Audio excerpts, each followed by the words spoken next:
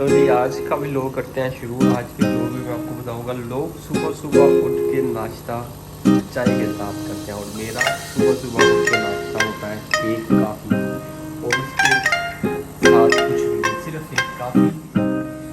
अस्सलाम वालेकुम दोस्तों, उम्मीद करता हूँ आप सब ठीक होंगे, खैर खैरियत से होंगे। आज के व्लॉग आपको पता है सिर्फ एक छोटा सा व्लॉग है। सुबह सुबह उठा हूँ, सोचा आपको बता दूँ कि मैं नाश्ते में सबसे पहले क्या चीज़ खाता हूँ या पीता हूँ।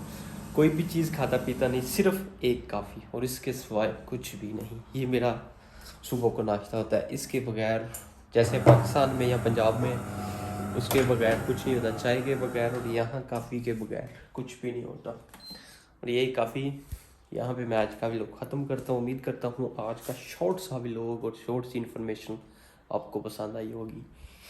चैनल को सब्सक्राइब करें और बेल आइकन को दबा दें और इस व्लॉग को ज़रूर ज़रूर ज़रूर वायरल करें। मिलते हैं एक नए व्लॉग में।